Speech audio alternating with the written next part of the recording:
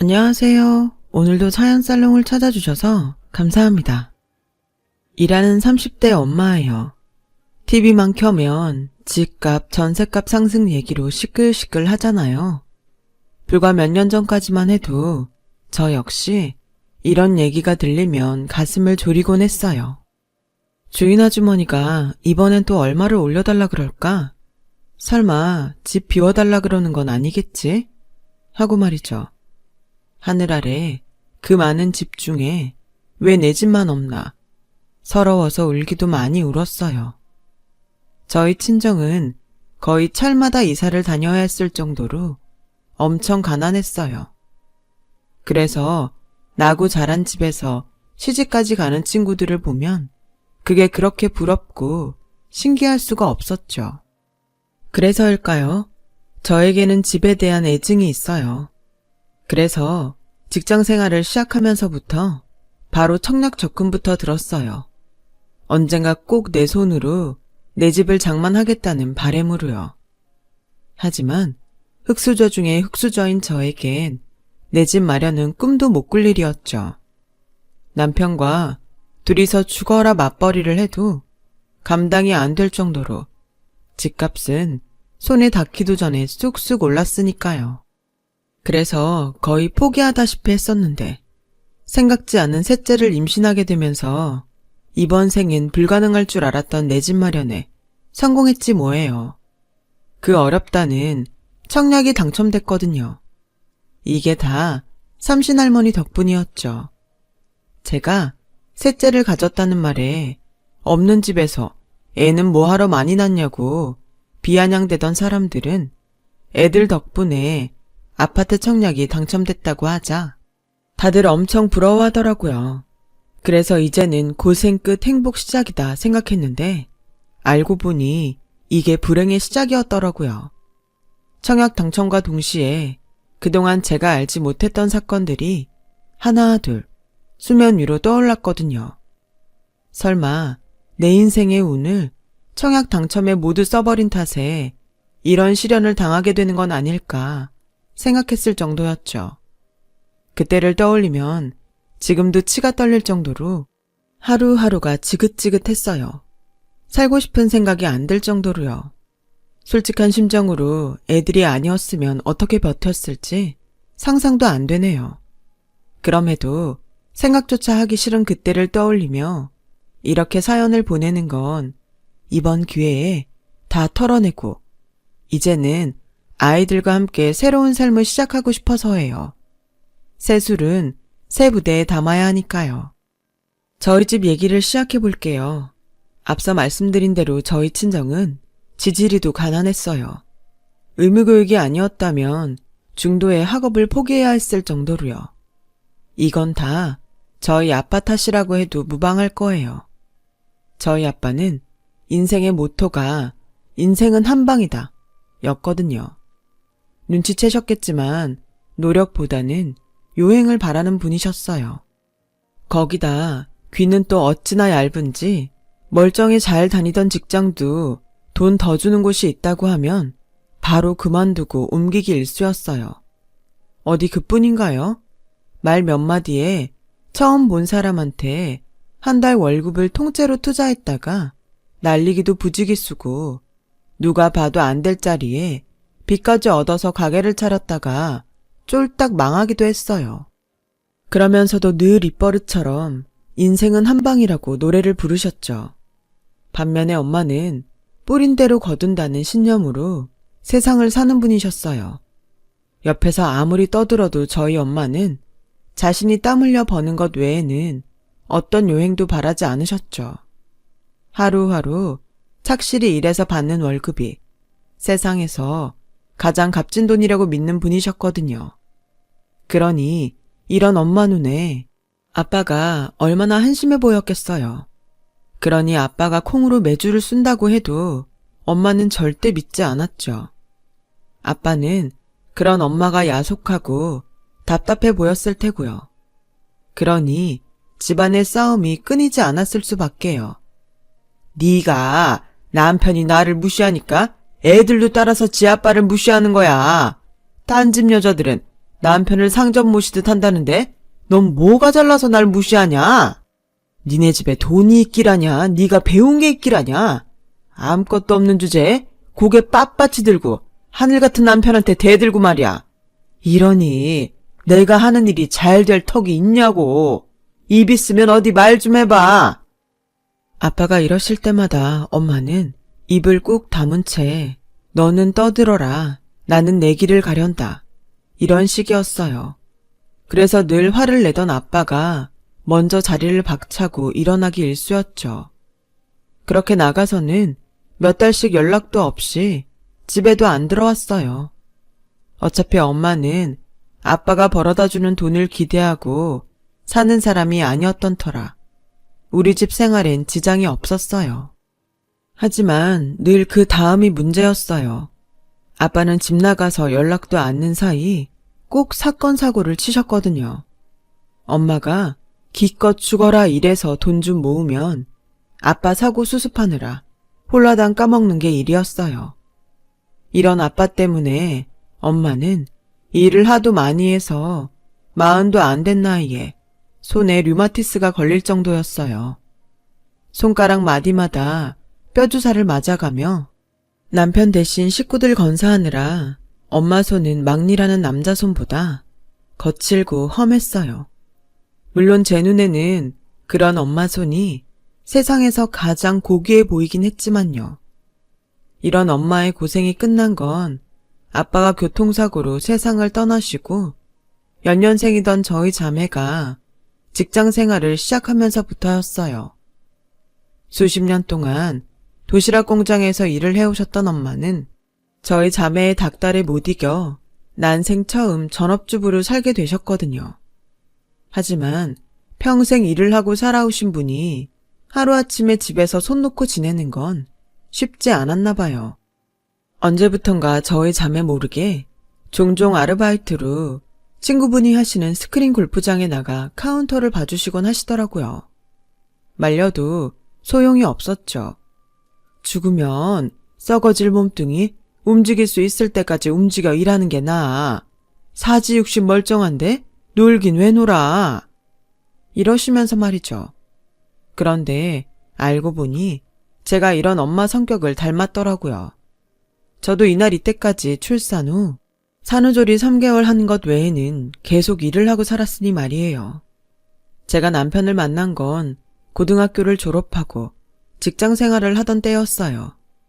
당시 저는 회사의 배려로 야간대학에 다니고 있었는데 그때 남편이 일하는 인쇄소에 제본을 맡기느라 드나들면서 안면을 트게 되었어요. 지금은 그러는 사람이 없지만 제가 대학에 다닐 때만 해도 교재를 살 형편이 안 되는 학생들은 인쇄소에서 제본을 떠서 보곤 했거든요. 저 역시 한푼이 아쉬운 처지여서 그렇게 교재를 만들어 보고 있었죠. 퇴근 후 강의를 들으러 다녀야 했던 저는 늘 종종걸음을 치며 바쁘게 다녔는데 남편 눈에는 그런 제가 퍽 안쓰럽게 보였던 모양이에요. 하루는 제본을 맡겨놓고 찾으러 가는 걸 깜빡했는데 글쎄 남편이 저희 강의실 앞까지 배달을 해주었지 뭐예요. 그리고는 앞으로는 직접 인쇄소에 찾으러 오지 말고 배달을 시키라고 하더라고요. 수십 건도 아니고 딸랑 한 권인데도요. 덕분에 저는 제본한 책을 편하게 강의실까지 배달시켜 볼 수 있었어요. 그런데 하루는 과 동기가 자기도 배달을 시켜야겠다며 인쇄소에 전화를 했는데 한 권을 배달해 주는 데가 어디냐며 욕만 먹었다지 뭐예요. 반년 넘게 책을 배달시켜 보았던 저는 그제야 남편의 마음을 알 수 있었어요. 그래서 고마운 마음에 제가 좋아하는 작가의 책을 사서 선물로 건넸어요. 이건 제본 안 해주셔도 돼요. 제가 드리는 감사의 선물이니까요. 그동안 저 때문에 고생 많으셨어요. 덕분에 지각도 않고 편하게 강의를 들을 수 있었거든요. 그런데 이제 안 그러셔도 돼요. 그동안 감사했어요. 저 역시 남편이 마음에 들었지만 일과 학업을 병행하는 것만으로도 벅찬 처지라 거절할 수밖에 없었죠. 그랬더니 남편이 그러더라고요. 비록 책을 배달하러 간 거였지만 난생 처음 대학 강의실까지 가봤어요. 저랑 똑같이 낮에 일하면서 밤엔 공부까지 하는 서영 씨를 보면서 많이 반성하게 되더라고요. 인생을 저렇게 알차게 살 수 있구나. 난 지금까지 뭐라고 살았나 하고요. 응원하고 싶었어요. 지치지 말고 끝까지 해내시라고요. 그러니까 거절은 하지 마세요. 다른 뜻은 없으니까요. 그날 이후 괜한 말을 꺼내서 서로 불편해진 것 같아 한동안 인쇄소를 찾지 않았어요. 그런데 남편이 어떻게 알았는지 제게 필요한 교재를 제본해 강의실로 가져왔더라고요. 제 동기들은 다 제본을 맡기러 왔는데 저만 안 오길래 한 권 더 만들어 뒀다는 거예요. 그러면서 불편한 마음은 알겠지만 졸업하는 날까지는 제본을 맡기라고 하더라고요. 불편한 건 한순간이지만 그렇게 얻은 책으론 한 학기를 볼 수 있는 거 아니냐면서요. 직접 찾아와서 이렇게까지 말해주는데 피해 뭐 하겠냐 싶어서 그 후로 전처럼 남편한테 제본을 맡겼어요. 그렇게 2년의 시간이 흘러 드디어 졸업을 하게 되었어요. 비록 야간 전문대 졸업에 불과했지만 제겐 서울대를 졸업하는 것만큼이나 벅찬 순간이었어요. 강의 시간에 맞춰 퇴근을 하느라 매일 직장에서 눈치를 보며 애를 태웠던 일과 쏟아지는 잠을 참으려 허벅지를 꼬집으며 강의를 들었던 일, 매 학기 등록금을 마련하느라 허리띠 졸라가며 생활했던 건 물론 교재조차 서점에서 척척 사보지 못해 제본을 뜯어 다니던 일까지 주마등처럼 흘러가더군요. 잘 버텼다. 스스로 칭찬을 해주었죠. 그런데 하필 이 순간 떠오르는 얼굴이 하나 있더라고요. 바로 남편이었죠. 지난 2년간 저를 응원하며 강의실까지 배달을 자처했던 그 남자가 그렇게 그리울 수가 없었어요. 졸업식이 끝나면 다시 볼 일이 없어서 더 그랬는지도 모르겠네요. 그래서 졸업식장에 찾아온 엄마랑 여동생을 먼저 집에 보내고 남편이 일하는 인쇄소로 찾아갔어요. 남편은 평소처럼 인쇄물을 정리해 포장을 하고 있더라고요. 그러다 저를 발견한 남편은 제 손에 들린 졸업장을 보고는 환하게 웃으며 축하한다고 말해주더군요. 그리고 잠시 정적이 흘렀어요. 오늘 이 순간이 지나면 다시 볼 수 없다는 걸 서로가 잘 알고 있었거든요. 그래서 서로 눈도 못 마주치고 서먹하게 마주 서 있는데 그때 인쇄소 사장님이 나오셔서 그러시는 거예요. 아, 뭐여? 애인 졸업식인데? 싸게 가서 짜장면이라도 한 젓가락 해야지. 그러자 얼굴이 새빨개진 남편은 제 눈치를 보며 허둥지둥했어요. 아, 사장님, 그런 거 아니에요. 애인이라뇨. 절대 아니에요. 아따, 나도 눈치가 있는 사람이요. 춘향이 이몽룡 기다리는 거 맨키로 이 아가씨 지나갈 시간만 되면 요래 목을 빼고 골목길만 보던 놈이 아니긴 무엇이하니여. 귀신을 속여 이놈아. 딱 본께 둘은 천생연분이여. 그께 재고 말고 할 거 없이 사겨. 결혼까지 하면 더 좋고. 사장님은 껄껄 웃으시며 남편을 조기 퇴근시켜주셨어요. 얼떨결에 함께 밥을 먹게 된 우리는 사장님 조언에 따라 근처 중국집에 들어가 짜장면을 먹었어요. 첫 데이트에 짜장면이라니.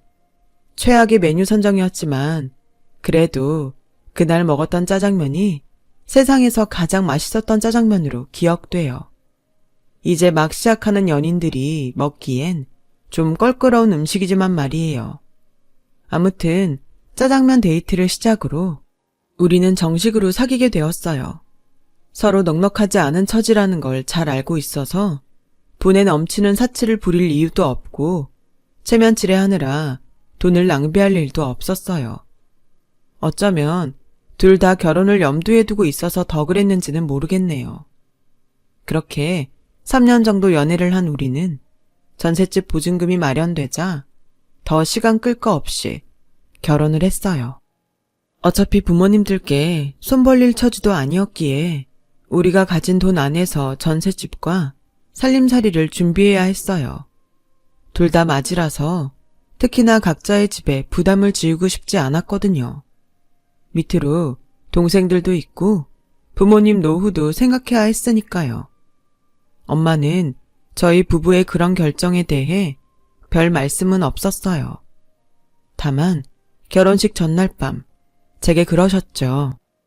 살다 보니 크게 넘어지는 날이 한 번은 있더라. 그때 비빌 언덕이 있으면 얼마나 힘이 되고 든든한지 모른다. 그러니 힘든 일 생기면 찾아와. 혼자 마음 상해가며 애쓰지 말고. 그날 엄마의 그 한마디가 그렇게 힘이 될 수가 없었어요. 내 뒤에는 엄마가 든든하게 버티고 있으니 세상 두려울 게 없었죠. 그렇게 저는 집을 떠나 본격적으로 신혼집에서 결혼 생활을 시작했어요.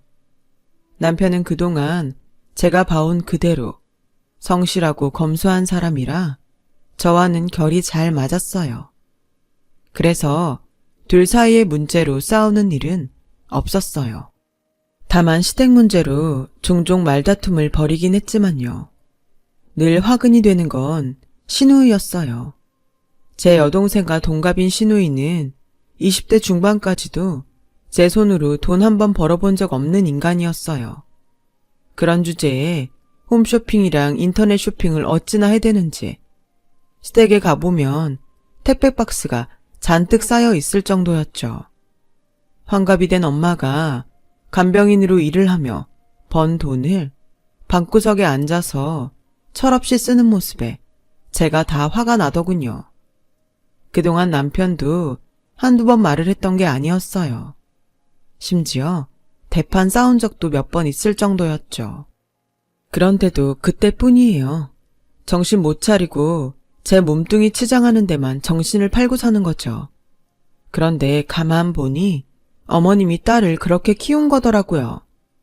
남자는 공부 많이 하면 성공이라도 하지. 여자는 공부 많이 하면 오히려 고생만 하고 살아. 여잔 그저 몸매 관리 잘하고 예쁘면 그게 성공하는 거야. 얼굴 예뻐봐라. 돈 많은 남자들이 줄을 서는데 뭐하러 길을 쓰고 공부하니? 우리 영진이는 가만히 놔둬도 돈 많은 남자 만나 잘 살 거다. 그러니 괜히 일하란 소리 마라. 돈은 내가 벌어서 먹고 살면 되니까. 이게 말이 되는 소린가요? 나이 든 엄마는 일하고 사지 멀쩡한 자식은 놀고 먹는다는 게? 게다가 예쁘면 성공하는 거라뇨. 아니, 요즘 세상에 어떤 정신 나간 남자가 얼굴 하나 보고 결혼을 해요. 그렇다고 시누이 미모가 연예인급도 아닌데 말이죠. 길게 얘기하면 입만 아플 것 같아서 어머님 앞에선 입 다물고 있었어요. 어머님 당신이 그렇게 하시겠다는데 제가 뭐라고 할 수도 없으니까요. 저희한테 시누이 먹여 살리란 것도 아니고 말이죠. 그런데 꼭 그런 것만도 아니더라고요. 시누이가 저 몰래 남편한테 용돈을 뜯어가고 있었거든요. 저희 집 재정은 제 월급으로 생활하고 남편 월급은 남편 용돈 정도만 빼고 고스란히 적금을 들고 있었는데 그 사실을 안 시누이가 저 모르게 남편한테 손을 벌렸던 거죠. 남편은 남편대로 자기 용돈을 뺏기고 나니 저한테 손을 벌렸고요. 그래서 참다 못해 시누이한테 전화해 한 소리 했어요. 본인이 돈을 벌든 아니면 주변 사람한테 손 내밀지 말라고요.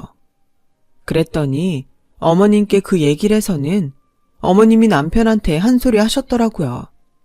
그 바람에 그날 밤 남편과 말다툼을 하게 된 거죠. 자기야, 나한테 따질 게 아니라 당신 여동생한테 일을 하라 그래. 이게 말이 되냐고. 한두 살 먹은 애도 아니고 어떻게 서른을 바라보는 나이에 가족들한테 용돈을 받아 살 생각을 해? 집에만 가봐. 일도 안 하면서 옷이며 화장품이며 그 비싼 것들을 쌓아놓고 사는 거. 이게 제정신이냐고. 아무튼 앞으로도 난 아가씨한테 10원 한 장 줄 생각 없으니까 당신도 똑똑히 알아둬. 비슷한 일로 몇 번 말다툼을 벌인 뒤에야 더는 그런 일이 일어나지 않았어요. 그래서 지지고 볶든 시댁 안에서 해결을 하는가 보다 했죠. 그런데 그게 아니었어요. 둘째 출산 후 회사에 복귀하면서 친정엄마한테 애를 둘이나 맡기게 된 저는 아무래도 나이든 엄마한테 너무 큰 짐을 지우는 것 같아서 재택근무가 가능한 일로 전업을 꾀하고 있었어요. 그러다 저처럼 재택근무를 해야 하는 사람들이 프리랜서로 구직 구인을 할 수 있는 사이트가 있다는 걸 알게 되었고, 그것을 통해 홈페이지 제작이며 홍보물 제작에 대한 일감을 따낼 수 있었어요. 한동안은 회사 업무와 병행해서 하다가 어느 정도 수익이 보장되고부터는 회사에 사직서를 내고 본격적으로 재택근무를 하게 되었죠. 비록 여전히 바쁠 때는 친정엄마 도움을 받고 있지만 적어도 엄마한테 독박 육아를 떠넘기지는 않아도 되니 마음도 훨씬 가볍더라고요. 그렇게 이직에 성공해 재택근무를 하고 있던 어느 날이었어요. 한동안 이직 문제로 바빠서 신경을 못 썼는데 지난달부터 생리를 안 하고 있다는 걸 알게 되었죠. 워낙 주기가 일정한 편이라 설마 하는 마음에 약국에서 테스트기를 사다가 해봤는데 2줄이 나온 거 있죠.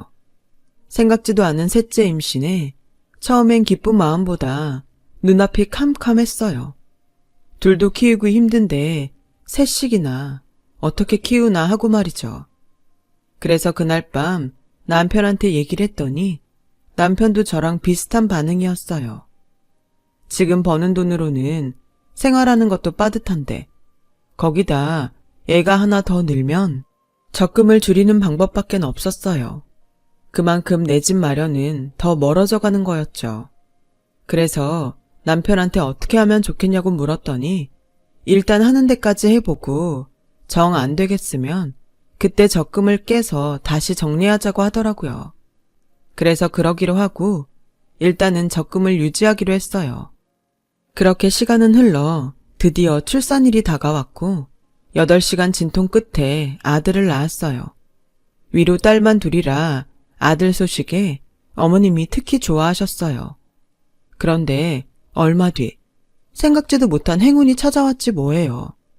아파트 청약에 당첨된 거예요. 결혼하고 8년 동안 매번 탈락해서 우리는 아파트에 살 팔자가 아닌 건가 했었는데 셋째가 태어나면서 가산점이 붙어서 당첨이 된 거였죠. 꿈에 그리던 내 집 마련 기회에 하늘을 날 듯이 기뻤어요. 그런데 누구보다 기뻐해야 할 남편이 얼굴이 하얗게 질려있지 뭐예요? 자기야, 자긴 안 기뻐? 드디어 우리 집이 생기는 거야. 그것도 아파트가 생기는 거라고. 계약일이 언제지? 계약할 때 돈은 얼마나 넣어야 하나? 중도금도 있어야 하는데 우리가 모아둔 적금으로 될까? 자기야, 적금 통장 좀 가져와봐. 그때였어요. 남편이 땅이 꺼져라 한숨을 푹 쉬더니 그러더군요. 미안해. 진작 말하려고 했는데 그 적금 해약했어. 엄마가 급하게 돈이 필요하다고 그래서. 그게 무슨 소리야? 어떻게 나한테 말 한마디 없이 그럴 수가 있어? 그럼 한 푼도 없는 거야? 그 돈을 다 어머님 드렸냐고. 알고 보니 신우이가 돈 많은 남자와 사귀게 됐는데 그 남자를 놓치기 싫어서 가슴 수술이며 얼굴에 온갖 시술을 했던 모양이에요. 그것도 제대로 해야 된다고 청담동에 연예인들이 다닌다는 성형외과를 찾아가 비싼 돈을 쳐들였던 거죠. 제 남편한테는 집주인이 보증금을 올려달라고 해서 급하게 빌려달라고 거짓말을 하고선 말이죠. 나중에야 그 사실을 안 남편이 돈을 돌려달라고 했지만 돈 나올 구멍이 어딨나요? 결국 남편만 벙어리 냉가슴으로 지내왔던 거죠. 그 얘기를 듣고 나니 도저히 참을 수가 없었어요. 그동안 기를 쓰고 열심히 산 사람이 그랬으면 말을 안 해요. 평생 돈 한 푼 안 벌고 쓰기만 했던 인간한테 피 같은 우리 돈이 들어갔다 생각하니 피가 거꾸로 솟구치더군요. 그래서 신우이한테 전화를 했어요. 다 필요 없고 당장 그 돈 돌려달라고요. 그랬더니 글쎄 뭐라는지 아세요? 그깟 몇천 가지고 더럽게 유세네. 언니, 나 곧 결혼해요. 결혼하면 우리 그이가 다 갚아줄 테니 걱정 붙들어 매시라고요. 내가 이자까지 다 쳐서 줄 테니까. 뭐요? 그걸 지금 말이라고 해요? 난 아가씨가 콩으로 매주를 쓴데도 절대 못 믿어요.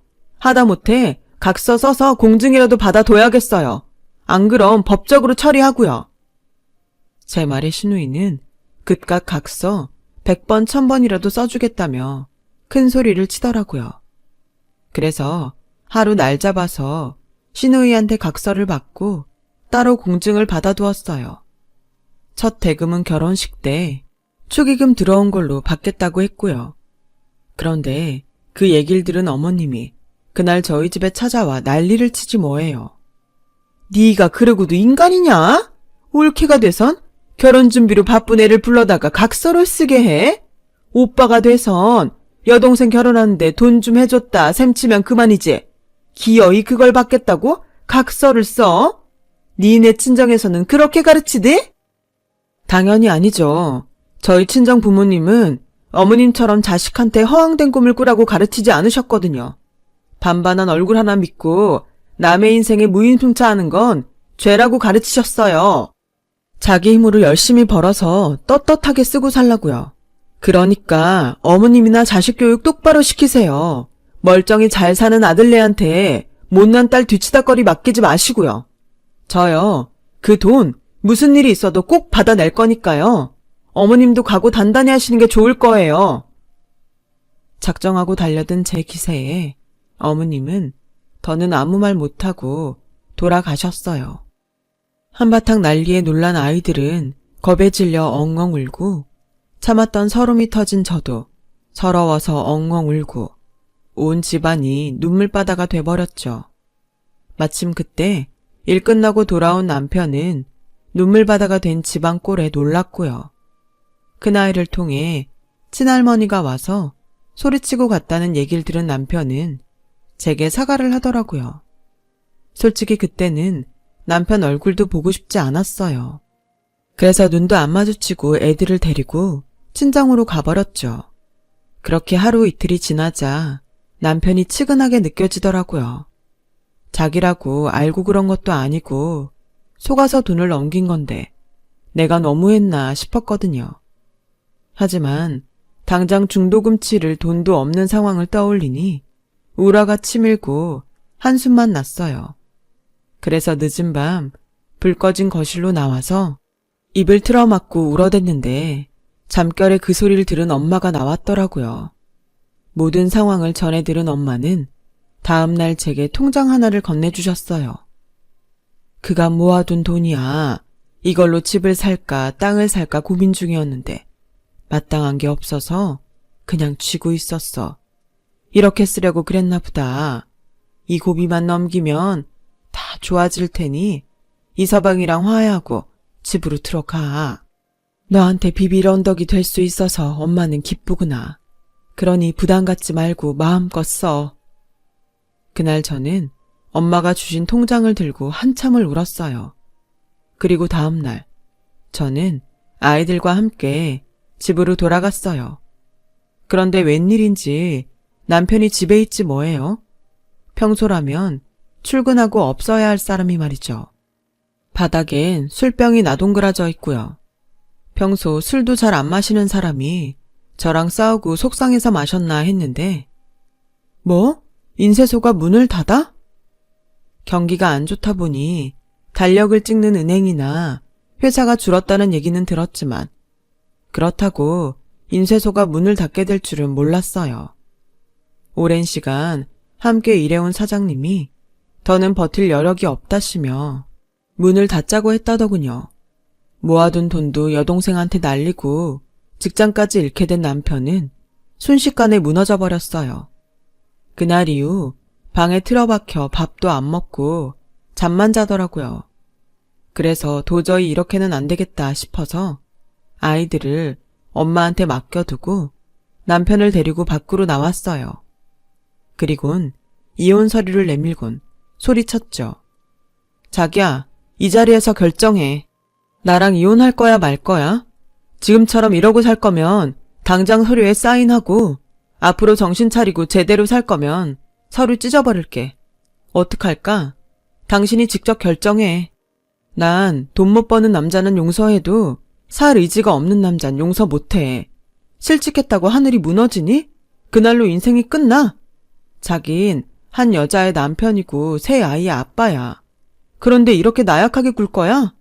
살다 보면 누구나 한 번은 넘어져. 그땐 일어나면 돼. 훌훌 털고 다시 일어나서 걸어가면 된다고. 내가 도와줄게. 내 손 잡고 가자. 응? 그러자 남편은 제가 내민 손을 잡고는 서럽게 울었어요. 그런 남편의 등을 토닥여주며 저도 함께 울었죠. 그날 이후 남편은 구직 활동에 나섰어요. 그리고는 얼마 뒤 동네 마트에 취직을 하게 되었죠. 창고 정리하고 물건을 배달하는 일이었어요. 비록 전보다 벌이는 못했지만 그래도 다시 일할 곳이 있다는 게 남편에겐 힘이 되는 것 같았어요. 그리고 얼마 뒤 신우의 결혼식이 돌아왔어요. 저는 전투에 나가는 심정으로 남편과 함께 결혼식장으로 향했죠. 상견례조차 안 하고 바로 식을 올린 거라 신랑 얼굴은 식장에 가서야 처음 보게 되었어요. 제 남편보다 13살이나 많은 남자로 이혼 경력이 3번이나 있더라고요. 워낙 돈이 많아서 젊은 여자들이 따르는 모양이었어요. 저희 부부가 대기실에 나타나자 시어머니와 시누이는 인상을 썼어요. 시누이 결혼하는데 찬조금도 한 푼 안 내놓더니 무슨 낯짝으로 식장에 나타나. 좋은 날이니 내 더는 말 안 하겠다. 시 끝나고 어디 보자. 뭐야? 언니는 그렇다 치고 오빠도 빈손으로 온 거야? 진짜 너무하네. 빈손이라뇨. 그럴 리가 있나요?